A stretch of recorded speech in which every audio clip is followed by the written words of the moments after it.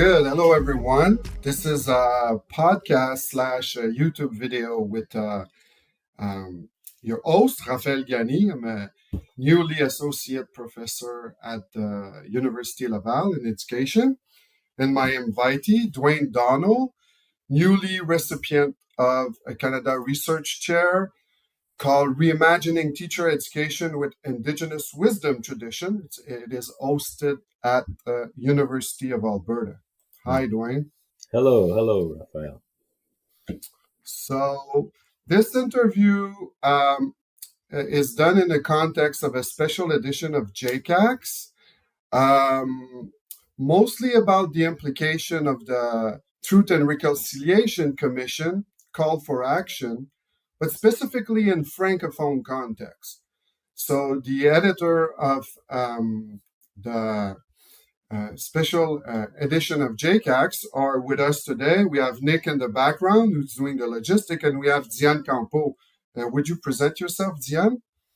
Well, good morning. I work at the University of Ottawa as a visiting professor, and also I'm a lecturer at the University of Alberta Campus Saint-Jean. Yes, I'm very happy to have been able to have the privilege to translate some articles about Indigenous scholars, especially the one of Dwayne. Mm-hmm. To the point, the conversation today we're going to have is about Dwayne article that was previously published in JCAX called We Need a New Story.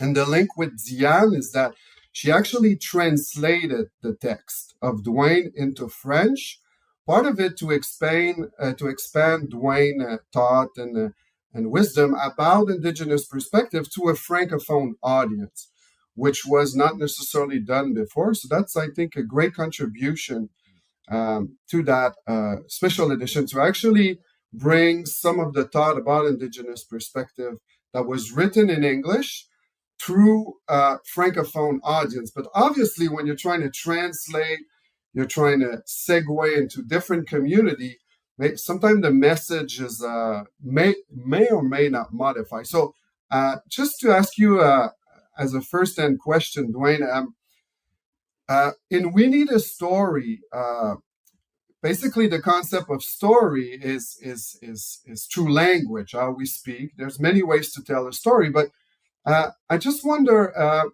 how the story we tell are influenced by the language in which we convey them. Because I think you have some thought about the way in which even the certain Indigenous language, Blackfoot, Cree, started to influence your thought the more and more you start learning it in your path to understanding the issue that you're working on.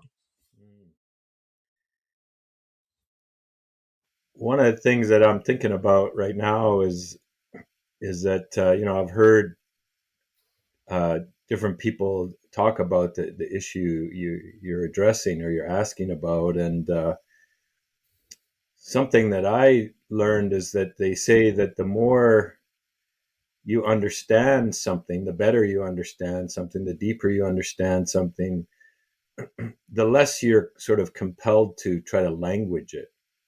And so, they say for us around here with Nihilwak tradition that the beginning of kind of a creation story relationship is oral, but the deeper it gets, the less oral it is, and the more it's about how you live your life or how you do things.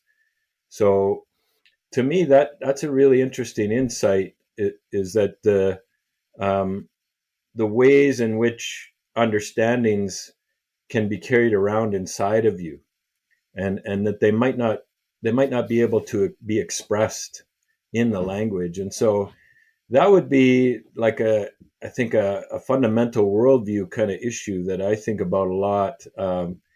And these traditions that I've tried to bring some simple kind of expression to share with readers. I can't really claim any ownership over that. It's just something that that's been shared with me, that I've tried to translate in my own way and to figure out how to share with others. But yeah, in terms of worldview, I would say that one of the things I've confronted, I guess, to put it that way, is um, the relationship to language and the need to hyper intellectualize everything, and the need to try to go to abstractions as a way to say to someone, this is really important, and it's so important that I can make it abstract, right? Whereas in the other the language traditions that I've had some exposure to, it's the opposite kind of relationship. There's a real desire to simplify things. There's a real desire to try to language, in a more an embodied way. That's not just verbal. It's not just oral. So how is the emotion involved? How is the spirit involved? How is your body involved? And I'll just finish up by saying I heard one time there was a guy from, I think he was from northern Manitoba, who said he was raised by his grandma, and as he was aging, they would spend long periods of time sitting in the bush. And when he was younger, he didn't protest very much. He just sort of did what his grandma wanted. And when he got older, he started to protest like kids do. And he said, this is boring. I don't want to do this. Why do I have to do this? And his grandma said, my boy, how are you going to know how to speak our language properly if you don't know how the earth sounds? And so that's an insight that I think about a lot too. Yeah. Thank you for that. Thank you for that story. And that one issue you're working on is story. And one other issue you're working on in that text, we need a new story, is the notion of relationalities. And if we look at, we had a discussion before the interview with Diane, who has done a lot of translation from some text that was written by Indigenous individual in English and translated in French. But and the fact in Canada, and I think this special issue addressed it, is there's a lot of communication, publication, presentation in English in Canada about Indigenous wisdom perspective. Not so much in French. That's why I think the special edition is needed. So how, from your point of view, how this fact, so the fact is most of the conversation about reconciliation and Indigenous perspective is done in English. How does this affect relationality in Canada between people who speak French, people who speak English, people who speak other language, Indigenous language? How does this affect this bulk of knowledge being produced in one language about a certain topic? How does this affect our relationality with each other, even with Indigenous people who speak sometimes both official language? How does it affect like this bulk of knowledge being produced in one dominant language per contrast to others? Well, I think you and Diane would probably be better to address that, because I'm not very familiar with Quebecois society and what's going on there. I'm hoping to learn more with the CRC. But I guess what's on my mind in response to your question is Cynthia Chambers, one of my mentors and good friends. She wrote an article in 1999, published an article. It's called A Topography for Canadian Curriculum Theory. And I think that paper is, really valuable on many levels. But one of them is that back in the late 90s, Cynthia anticipated a lot of the challenges that we're facing right now. And one of the challenges she issued through that paper was she called for a language of our own. And her point was that rather than constantly looking elsewhere, Canadians need to sort of realize that they live in a place that has, really old cultures and ancient traditions. And instead of avoiding that or pretending that doesn't exist, they need to settle into the wisdom that exists in the place where they live. And so part of her challenge was to find a language to better express how we understand ourselves in relation to each other and in relation to the places where we live. And so, that article, we need a new story. That language of Wahkotuan is an example of how I've tried to take up that challenge with Cynthia. And so, my very kind of brief interactions with Quebecers and Quebec politics, my understanding is that there's a very different and distinct understanding of history and connections that people for many generations feel to that place they call Quebec, or wherever else francophone communities have existed for a long time. And so there's a real struggle over identity that I don't think is as deep in the prairies here, where the kind of arrival of newcomers is much more recent. So that might be part of the dynamic, is how to honor the fact that Quebecers, their families have lived in that place where they lived for many generations, centuries, and the complications with that, trying to get them to engage with wisdom from indigenous people in those areas. And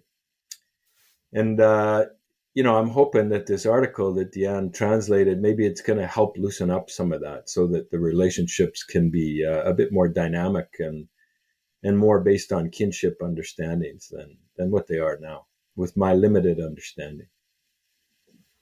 Thank you, Dwayne. And we just allude to Diane's work, so I wanted to segue with asking Diane if her experience about translating Dwayne article. I know you did other types of works in that area of translation. Maybe you had a question or a particular challenge that you experienced while doing the translation of the text. We Need a New Story. Well, that was not a challenge.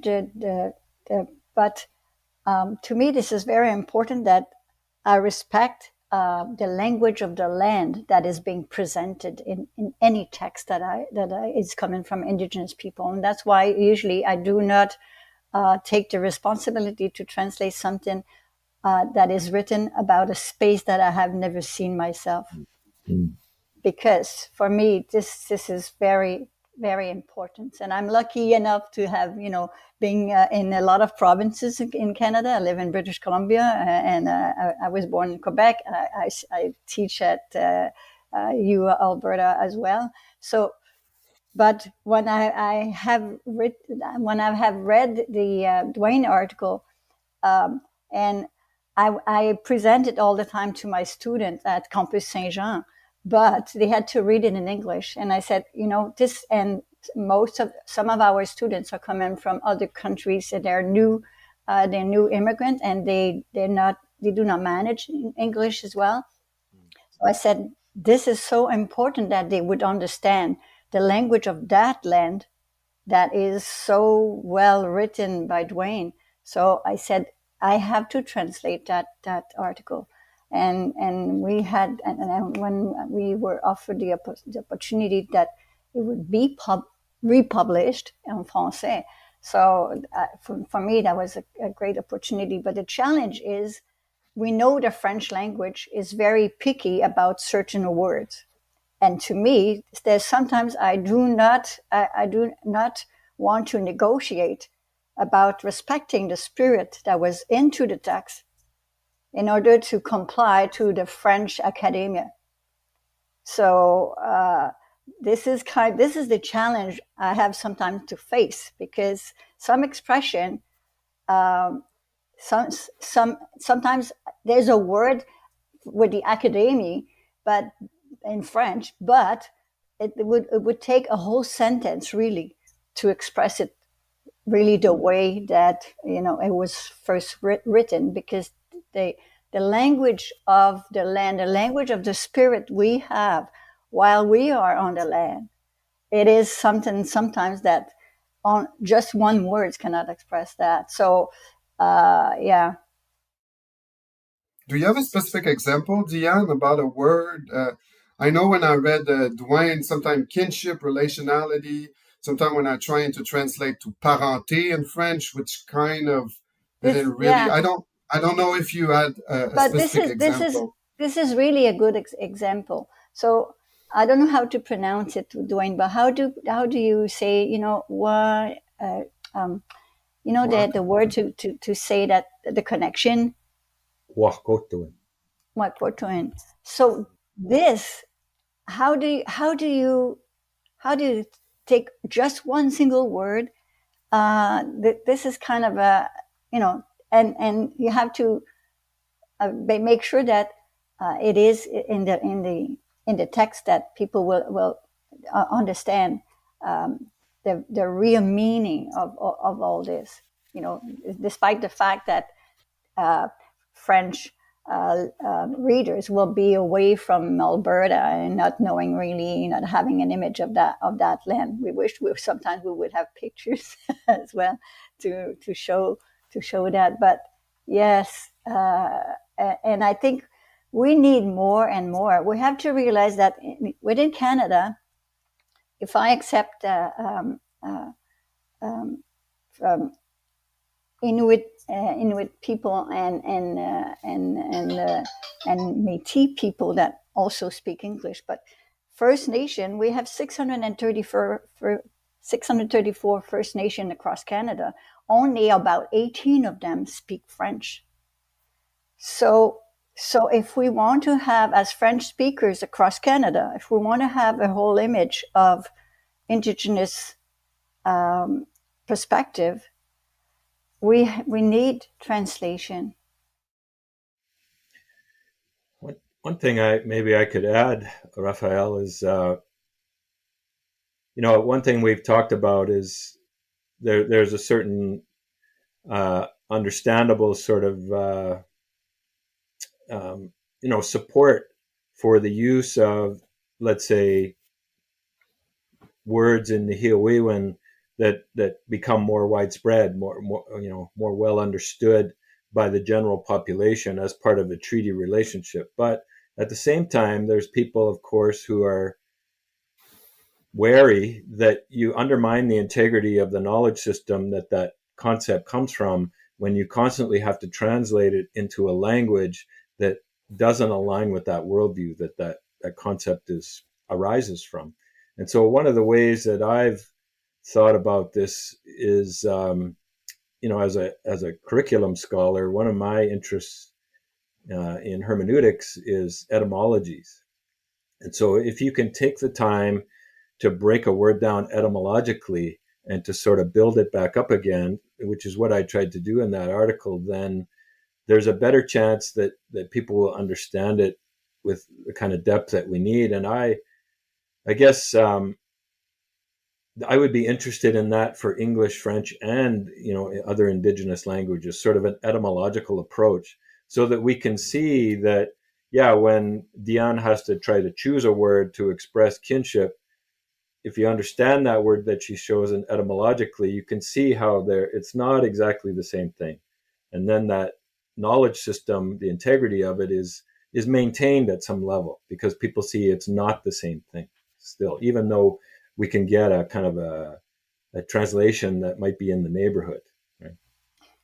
I have to admit also that I do appreciate that it takes trust from the author to trust someone else to translate that. And I'm very touched that Dwayne have accepted it, and other authors as well, like Lauricia McLeod that have translated for her. She's writing about how to cite elders and knowledge keepers in order to respect APA, but also to respect the fact that this is not an unusual conversation. This is a very important knowledge being transmitted. But she also trusted me, and sometimes the way I work is to validate. So I do translate it in writing and then retranslate orally from French to English. And as you see, my English is not perfect, so it gives chance to a real conversation and see if I was able to respect the spirit and the meaning behind the word. Yeah.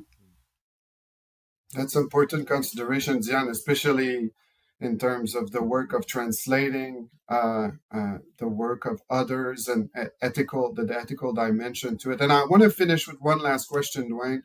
and you talk about the concept of integrity of a knowledge system. And I wonder, when we write as writers, we always have an imagined audience in our head. So I wonder what it would do if you had imagined this text, We Need a New Story, for a Francophone audience. What would it have done to the integrity of the text? Do you think you would have approached it differently?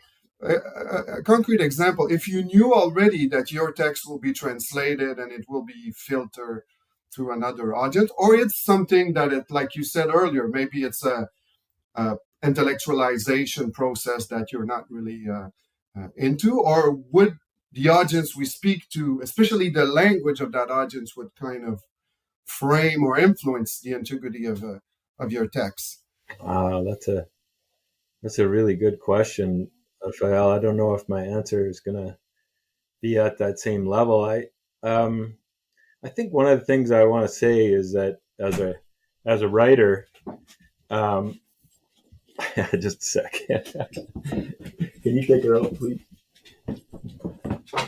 Sorry, puppy came in. As a writer, I'm proud now, these days, that I'm able to express what I really want to say in very direct and simple terms. And it's taken me a long time to get to that point. And this is one of the things with this particular paper that I was most proud of, is that I felt like it was quite grounded in what I really wanted to say and the stories I wanted to tell. And so I think my audience, in general, were people who are interested in trying to expand and enhance their understanding of what a treaty is, of what a treaty relationship is, and beyond just the business deal or the contract kind of version. And so I guess if I was thinking, if I think about a French-speaking audience, maybe unfairly, my mind would go to Quebec instead of, French-speaking people on the prairies. And so I might be interested in trying to contextualize this treaty relationship a bit more, because I know it's just becoming something that people know here on the prairies. But in Quebec, I know those treaty relationships are even less prominent. So I might be trying to educate a bit more about this understanding of a sacred covenant. That might be, part of what I might have been mindful of if my audience were different. Good. Thank you for taking the time.